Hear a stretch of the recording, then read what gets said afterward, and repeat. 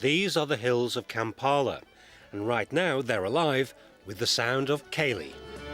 2, 3, 4, 5, 6, 7, 8, 9. Unsurprisingly, this sort of music and dancing has never been heard or seen before by these children and their teachers.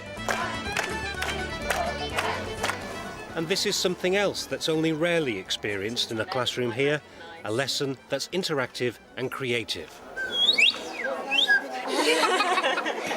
These cultural and educational encounters have been planned by Suzanne Webb from Hertfordshire. There's a very fine line between excitement and being terrified. And Andrew Blaikie from Edinburgh. We don't know what the children are used to. We've not had the chance to work with them. They're in Uganda to find out for themselves what it's like to teach with no electricity, few resources and classes of up to 100. Because that's their prize for winning a national competition. And they both entered willingly. We'll follow Andrew and Suzanne for 3 days at Murembe Primary School in the suburbs of Kampala. We'll find out what advice they can offer to their colleagues in Uganda. And the hardest thing that I certainly find as a teacher is getting into the habit of always noticing the children that are doing the right thing. And we'll discover what they can learn from how the school is run and education is delivered. At the end of the day, it's about partnership between all people involved with educating the children. And the more that we can work closer together with parents, with the children, with other stakeholders, and surely the better the experience will be for the children. Along the way, we'll see them being stretched in a number of unexpected ways, and occasionally being shocked. Quite surprising. Very startling. The competition invited teachers to submit ideas for a lesson they could deliver in Uganda. The two winning entries were markedly different, but based on the same theme of cultural exchange.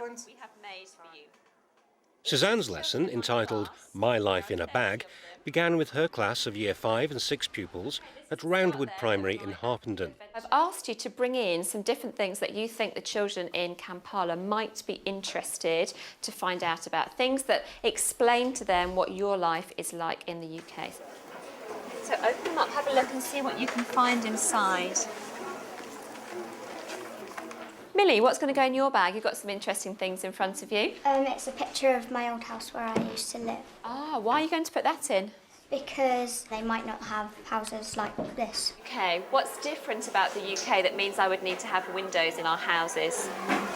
Because of the cold weather. Well, because there is cold weather. Well done. Layla, what's going to go in your bag? A picture of me and my brother. Fab. So family. So maybe we can start comparing different families, how many brothers and sisters people have got. Lovely. So that's Layla and Layla's younger brother. How many of you have brothers and sisters? Put up your hand if you have younger brothers or older brothers and sisters. Michael, how about you? I think I should put in a picture of me skiing because they might not have never seen snow before and stuff. They may never have seen it before. Lovely. This is not in the UK. This is in Switzerland, I think. So you ski down like this, go down the mountains, and you travel up on cable cars, which take you to the top of the mountain, and then you ski back down. I'm putting a photo of one of my favourite hobbies, Warhammer, which are little models which you paint and you play battles with. The boys thought that you might like to see a picture of Callum playing with his Warhammers. It's a strategy game. I'm going to put in some sticker and football cards because it's my hobby. What do my children like to do? What hobbies have they got? They like football. Which football teams have you seen in the bags? Manchester United, Chelsea, Everton, Rebecca County. Certainly coming from not knowing the children at all, not knowing about their experiences or their expectations, it seems that a common language is football. Their hesitancy to start with was something that surprised me. But they're exceptionally polite. They're not necessarily used perhaps to talking together academically, maybe socially. They didn't necessarily want to share their ideas. They were quite sort of private in having a look and looking at things. And then the more they saw, the more they then saw similarities between some of the bags and wanted then to discuss what they found. Whistle is very good. Andrew has resisted calling his lesson My Life in a Bagpipe. It's all about Scottish music and dance. which, as this school video shows, is alive and kicking amongst his pupils at Edinburgh's Blackhall Primary. He now wants to bring ceilidh to Kampala as part of a culture swap. You're going to tell us about things which are special to you in Uganda and times when you share those things, okay? Independence Day. Independence Day, right, okay. What do you celebrate there? We celebrate it because it's a day when Uganda got its independence. Ah, National Women's Day. On National Women's Day, what happens? Women don't work. Women don't work? Okay. Do they have parties and celebrations? Yes. Where? In No? the streets? In a place. Any place. Okay, so what we're going to do now is we're going to go outside. All of us are going to go together and we're going to learn a dance from Scotland. And it's just all about having fun, to celebrate and enjoy yourself. Now we need to make sure we've all got one person that we're facing. As the music starts, we're going to count to 8 with the music, okay? 2, 3, 4, 5, 6, 7, 8. 1, 2, louder. 4, 5. Let's count the numbers. Let them hear you in Kampala. Let them hear you in Scotland. 1, 2, 3, 4, 5, 6, 7, 8. Right, good. Stop. Right, okay. Now we've got the rhythm, we've got the beat. The dance is now going to be really simple. Give it a big clap. Give it a clap. Right, okay. I'm going to go across here and spin this person once. Right, go once. And you're going to stop. And your teacher is going to come across to the boy and spin him once. And stop. And then both of us are going to do it once in the middle. And stop. And then we keep doing that all the way down the line. 2, 3, 4, 5, 6, 7, 8. 1, 2, 3, 4, 5, 6, 7, 8. 1, 2, 3. You think it's as good as African dancing? It might even be better than our dances here. It's not bad, it's really good. Girl, you go to the girl, spin the girl, you spin the boy. It may look like ceilidh chaos, but Andrew is pleased with progress after just one lesson. I think from the point of view of kind of getting the beat and the rhythm, then that was hopefully what I expected, but they're obviously not used to doing this sort of structured dance. Yet in 50 minutes we've got Africans doing ceilidh dances and it's fantastic. Do you think if you actually wore a kilt it might inspire them to greater heights? Will I inspire them to greater heights, showing even more of these legs on a bit of tartan? I know. Who knows? While Andrew considers his next move, Suzanne distributes single-use cameras to some of her class so they can capture their home life. As well. But this will help you to be the teachers, okay? For you, some of you to teach my children in my class what your house looks like, what your families are like. So let's revise now. This is when man made tools out of what? Stones. Suzanne and Andrew had the opportunity to observe and discuss the usual style of teaching at Marembe School. Do you teach the same subjects with those classes? Different subjects. So which subjects do you teach? English and SS, social studies. Do you enjoy going to different classes, or would you prefer to have your own class that you taught everything with? I prefer to have my own class where I'm free to teach them any lesson I feel like teaching. That's not a view shared by others, who can see the advantages of having specialist primary teachers. Do you think it's good for the children to have yourself plus 2 other teachers doing different subjects? Yes, one teacher becomes monotonous and at times may have a weakness in one area. It's better if so many teachers come in with different interests and collaborate and teach a class. Okay. The UK teachers agree that one class and one teacher would be a better practice in Uganda to encourage teachers to get to know the children, which is difficult enough with such large classes and with such a didactic approach. When you have a class of 100, children can hide. You lose them. In a class of 30, children can hide, and you suddenly realise at the end of the day or the end of the week that you haven't spoken to somebody. It's a challenge that we all face as teachers, but perhaps more so in Uganda is learning that as a teacher you don't have to be authoritarian, but that you utilise the skills that other people have as well as your own. Marembe School opened following an initiative by parents 20 years ago. It's since become a state school and part of a wider cluster of 30 schools. All the schools share this resource centre, one of the few rooms available to them with electricity. It also brings together parents to help provide simple resources they can't afford to buy. What are we making? Mat. Mat. Oh, to sit on, for the children to sit on, right? Okay. We're making balls, actually. So we put fabric in the centre, and then we use some of these fibres to go around the outside. It looks like it's been properly weaved almost, yeah, but yeah, it may take me a bit longer to become proficient at the art, I think. It's a challenge that we're facing in the UK as well, is how to get parents... Oh dear. This one? This side? Oh. I mean, I know that parents lead very busy lives, especially those in areas like myself where they're working, hard lives, but parents need to feel that they're involved with their children's education and parents know more about their kids.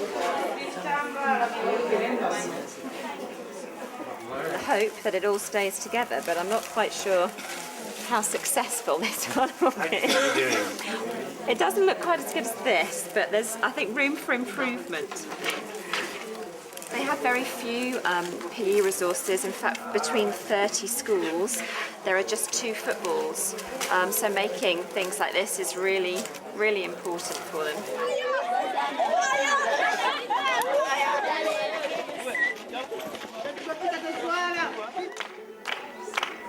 Okay, so right, left, never just one. It's day 2 of teaching, and there's noticeable improvement in the dancing, but still no sign of a kilt. Andrew, so what have we got here? An elite group? We have our elite group, the ones who volunteered, and the ones who were showing a little bit more promise yesterday when we practiced. We're getting the noises, we're getting the arms in the right places, we're getting dancing and skipping, we're not just walking around the moves. So there's one thing missing still that could inspire them even further. Our national dress. Yes. Indeed. Is it going to make an appearance? Just give us a few minutes, I'm sure we can organise it.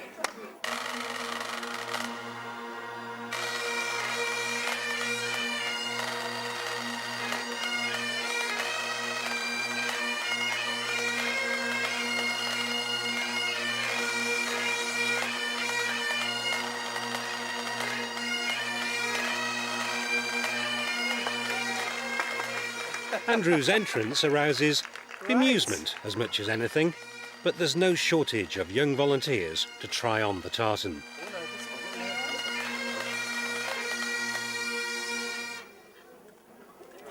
What do you think? They're all quite small, aren't they? Marvellous. Does it make you feel Scottish? Yes.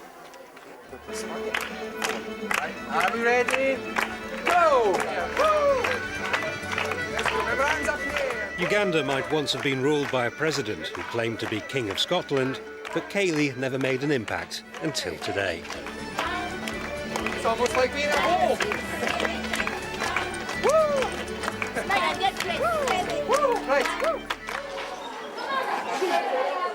It's part 2 of the Bags of Life lesson, a chance for the Kampala pupils to provide a taste and snapshot of their lives for the children of Harpenden. For Suzanne, there's an early realisation that these pupils are not used to working on their own. So I'm just writing some questions on the board that might help you with some ideas to put in your letters. What's your best? With frequent prompting, however, the class soon settles to a more informal approach. That's wonderful. Can you explain what these instruments are called? Because my children would really like to know the names, don't you, with the fingers? It's lovely. Whoa! Now these instruments are ones that we saw. This drum is really huge. It sounds about 4 feet tall. It's called a long drum. Why do you think you might need this? Is it a mosquito net? Good girl, that's right, because mosquitoes carry malaria. So, I mean, this is actually showing that Wilson has a relatively affluent lifestyle, that he can actually buy one of these and afford to have one. How are you and how is life? I live at Nachinyuguzi And I have 3 sisters. I'm in primary 6 and I am 11 years old. Like swimming, netball, volleyball and rugby. My best lesson is English. My best food is posho. Mrs. Webb, what is posho? Posho. Well, that is it's made from maize flour, which is very, very white when it's ground down, and it's mixed into a really sort of thick paste, which is almost like a very, very dry porridge. And you have drawn beautiful pictures of some wonderful African animals. And my class are going to be really interested to see the sorts of animals that you have. I would like to be a doctor when I leave school. I enjoy about learning Most when coming to school. We go across lava in our gardens. I support Manchester United.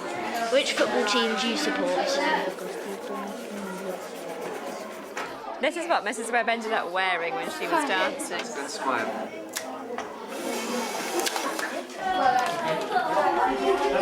When you leave school, what job would you like to have? A teacher, great. What job? A nurse, wonderful. What job would you like to be? An engineer? And he said that he wants to be an engineer, but I think he should be a drawer. Oh yeah, look at this. This one's absolutely beautiful. Oh, that is so gorgeous. You wouldn't find any of that in England. Did you have a favourite picture? Yeah. Which was yours? My mother and my brother. What about families? George? Well, some of them were quite big compared to ours. One of them said they had 7 sisters and 6 brothers. So much, much bigger families than we're used to. Well done. They have a very set style that they're used to, a very formulaic approach to learning. I find it very difficult to slot into that. They're used to doing things where everybody does exactly the same thing and they all produce exactly the same work. And that's not something that I'm used to at home.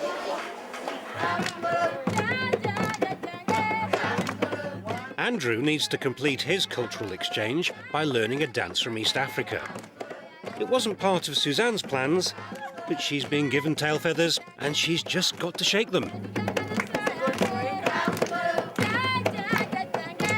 The dance is called Baksimba.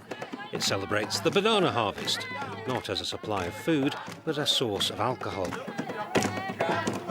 How's it going? I'm quite managing to stepping and shaking at the same time, but we're trying. Andrew's latest school video demonstrates that stepping and shaking also proved a challenge for his pupils, but he's fulfilled his pledge to introduce Baksimba to Edinburgh.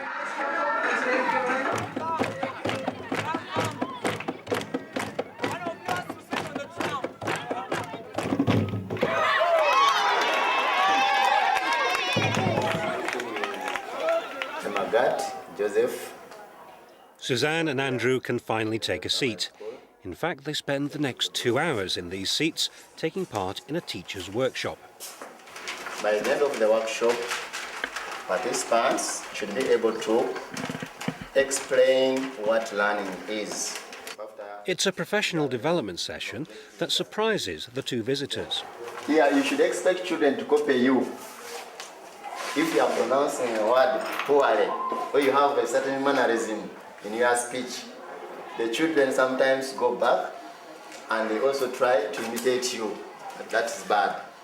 So what surprised you? Well, I guess the fact that they recognise there are different ways to learn, because I think what we have seen in classes is one particular formula for learning. Yeah, and for all the children, regardless of their age or their abilities or the size of the class, there seems to be one very set lesson structure which they stick to. And I think perhaps this afternoon that was made clear in the fact that the key methodology that they talked about was imitating the role of the teacher, and imitation from words on the board, imitating the role of the teacher, what was being said. Following the presentations, the UK teachers are asked to lead a question and answer session. The first thing they do is rearrange the chairs, an immediate reflection of their differing styles. The first question is about misbehaviour in class. What do you do to such children in class? Do you punish them? What do you do? We have a thing called a golden time, which is a period of 30 minutes every week that the children can choose whatever they want to do. And if a child throughout the week doesn't follow the rules that you have in the class, they would lose a certain amount of that time. What about your marking with such huge classes? I complain about marking 30 books, but for every lesson you might have 100. How do you manage that? The answer is they don't. As they explain, they usually mark a sample number and put more reliance on classroom responses. So you do most of the work orally in the class, then when it comes to giving the work to mark, you try to reduce the number you can use so that you can mark at the end of it all and make correction. Do you encourage the children to mark their work? Because that's something that we would do. They were quite intrigued by your suggestion about using children to mark other children. Intrigued or horrified, I'm not quite sure which it was. A combination of the two. Just trying to think of techniques that I use to reduce my workload. I think the other thing that they talked about was that assessment partly was oral, and you know, that's fab. I mean, we will do that in the classroom. You will be assessing constantly as you chat to the children, but the oral aspect in the classroom that we've heard has been chanting en masse. Gathering what, class? Fruits. Do you think it's not really possible to have effective assessment with these sort of class sizes? To assess fully the learning of each individual child with a class of 100, it's nigh on impossible. Which I think is why, perhaps initially our response to the teaching styles that we've seen was one of, oh my goodness, this is so far removed. How do you know if they're learning? But actually, with hindsight, when you think, hang on a minute, there's 100 children in this room, what else are they going to do? Suzanne and Andrew's final day starts with an assembly. It's followed by a presentation on sexual health, including the dangers of bad touches. Bad touches. Examples of bad touches. Touching on the bums. Yes. Touching on the breast. Yes. What do you think of this approach to sex education? Very direct. We've got your pre-primary children here as well, who are only 3. Very, very direct approach. Is there anything wrong with that?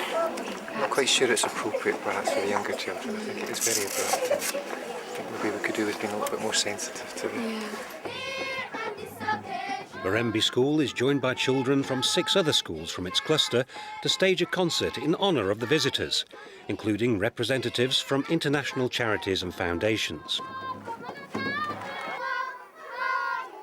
Without their help, many of the children performing today would still be waiting for a place in school or be without basic equipment. £500,000 raised in the UK is being spent on a community education programme in Uganda, including a project called the Enhancement of Universal Primary Education in Kampala, which is run through a partnership between government and non-government organisations. In the middle of the concert, Andrew goes missing from the audience. Unexpectedly, he's been asked to dust down his sporran. That was a quick change. It was a very quick change. I don't think I normally put the kilt on quite so quickly, but we're ready to perform. And enthusiastic and happy, and these are the ones who want to dance.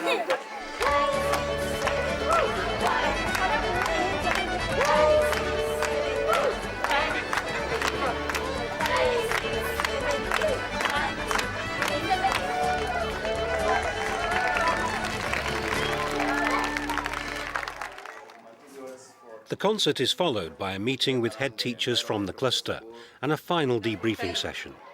I'm just learning something new now that you will say that a smile is a resource. So now I will continue to smile. Apart from the value of smiling, other simple lessons have been learned, such as the importance of sharing. The way that you work with your cluster schools, I think, is something that I will take back to England, because there are several primary schools in the town where I work, and we do have opportunities to work together, but we don't perhaps make as much use of them as perhaps you do. The other things that we found really special was the involvement of the parents in the school. I mean, the schools that we both work at, we do have very supportive parents, but we know nationally, it's a big challenge to always keep people involved in the children's learning, so a really important point. What's the most important thing that you think you have learned? The way you handle the pupils in the UK, like as Mr. Lugema was saying, that at times when we are teaching and then a child annoys you, you feel like pinching that child, but I think after you've talked to us, after you've told us how we will control our temper and we put on the smiling faces as you've said it. It's only been a brief visit, but it's clear the impact it's had on everyone involved will last a long time. The UK teachers have seen how class sizes can dictate the style of teaching and assessment. But their Ugandan colleagues have witnessed the possibilities of a more informal approach. It makes children to imagine things and learn better than a mere teacher just teaching and going out. Is that something you could use more in this country, do you think? Obviously. Would it work in this country because of the class sizes? It can work. The big thing is the fact that they have that desire to learn and that desire to improve. And yes, there may be big steps that need to be taken, but I think professionally all teachers recognise that we all need to do. We do, and so it's important that they see that it's not just them that has to learn, but it's us that continue to improve our skills and our abilities. Andrew and Suzanne's desire to develop as teachers may have been reinforced, but whether they decide to improve their Baksimba remains to be seen.